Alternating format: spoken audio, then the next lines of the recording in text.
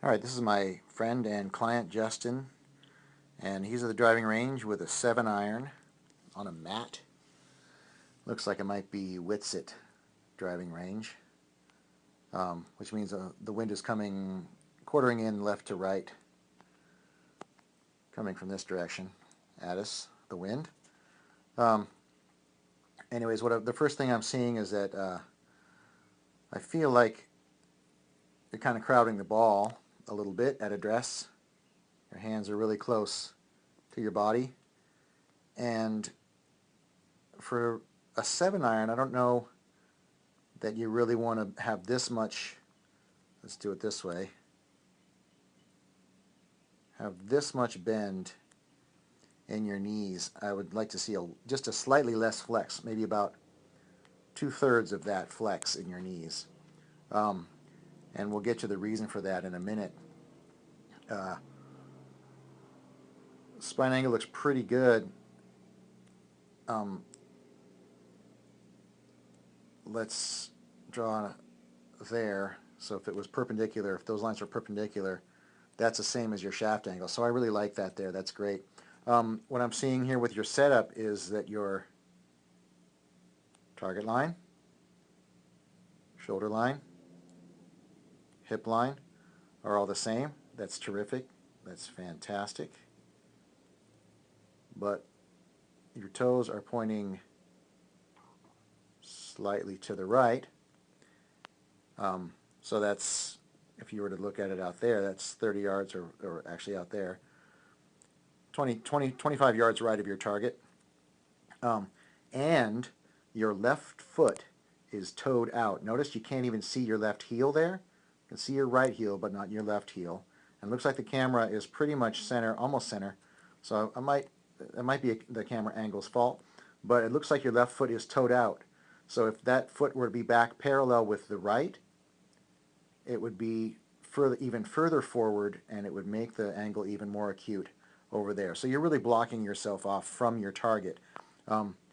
You're able to hit solid shots because your hands and arms are working so well. They're working overtime though. We're gonna move forward in your. I'm not even going to talk about the swing plane yet. I'm going to move forward in your swing a bit, although you'll notice that that was way inside. But let's get to your position at the top, which is nothing short of spectacular. It's just really, really awesome. Look at the amount of lag you've created with in your left wrist. It's that's just fantastic. That's just built for power right there. But remember we talked about earlier the flex in your knees at address. What that's doing right there is creating a huge amount of flex in your left knee here, almost to the point of being in a reverse pivot position or setting yourself up for what could be a reverse pivot. Because what happens next is all these things that you've been doing are really, really good, but what happens next is not. So I want you to check out, look where the club head is, watch the tip of the club head, and then watch your left hip. Let's give you a better one up there. The first thing that moves should be the left hip, but it's not. Look how far the club head has moved from there to there before your left hip is even moved. That's about 18 inches of the club head moving. So you're losing a lot of power right there at the top. And what that's setting you up to do is casting, because you're going to come down here. You're coming down through your swing, and you've cast from the top, which and look at this, the hips still haven't cleared. You're at impact, and the hips have not cleared. They're only in about a 30-degree angle, and they should be at least a 50-degree angle from the target line. So look what's happened here. I'm going to go back again. Bam, and watch your left heel. Oh, left heel up, off the ground. Left heel is up and off the ground. Right heel is too, but that's okay. But I see that you're, and look at the balls out here already. Let's come back a little bit. And and right there. Ball's about 2 feet in front of the club head, and left heel's up off the ground. You got about 80% of your weight on the right side, and about 20%, so obviously 20% is on your left side, and that should be the other way around. It should be about 80% on your left and about 20% on your right. So you're not shifting your weight effectively because of of your setup, the amount of flex in your knees at address, and that's causing you to cast from the top,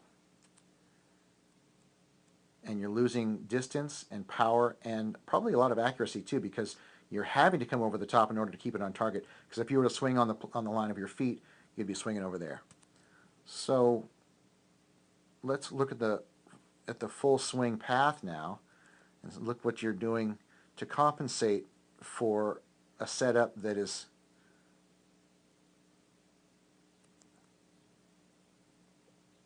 less than perfect. So what's happening is you're coming way inside the line. Let's go back and see where our target line is. And you're bringing it back way inside the line, so that's really right there. Keep it coming up, and what you're doing is you're rerouting at right about chest height. Your hands reroute right there. Making a really great move right there to reroute, although if you had a more neutral line on your backswing, you wouldn't have to reroute quite as drastically. Because watch, they reroute again right there. You see it go from there to there on the downswing. Down and over. Down and over. So you almost have an elbow in your downswing. So what you're trying to get to is almost a direct line on your downswing, and what you're doing is in and over with your hands on the downswing in order to make that club head get square. Now what I'd like to see you do is initiate the downswing with this left hip towards the target.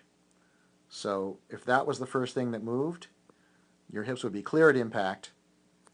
They'd be at about 30 degrees more open towards the target at impact than they are now, and your weight would already be transferred to the left side. And what that does is compress and compact the ball into the turf. And look at how beautiful that finish is. If we were to go back to address, let's go back to address. There we go. Let's draw a line here, and a line there, and a line there. And then I want to go back to the finish, and look at how those lines match up again. Spine angle, maintaining that spine angle really well. And look at that. That means your club shaft has been on plane throughout, even though you've made so many reroutes. That's why you're hitting great shots, because there's a lot that's really good about this golf swing. Now check this out.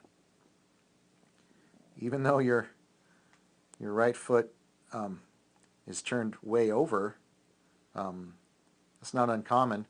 It would be, I'd like to see, if you had a better weight transfer, your knee and ankle could be pointing more at the target on your finish, as well as the belt buckle, knee, ankle, belt buckle, or ankle, knee, belt buckle, I should say.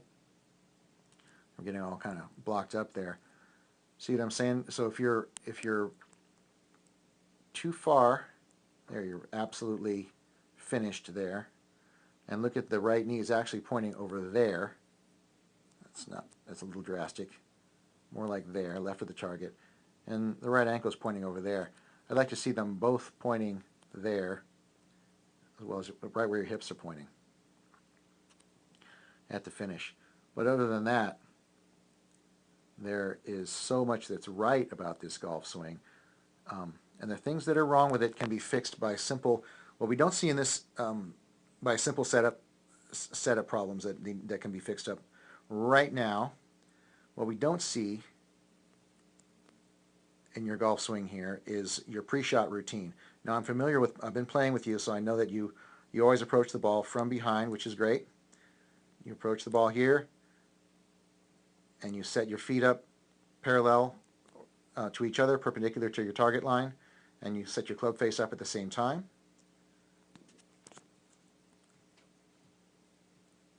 So you got your club face and your 2 feet set up at address, and then your right foot comes out. Let's make it straight. Let's make a left foot, right foot, and then club face.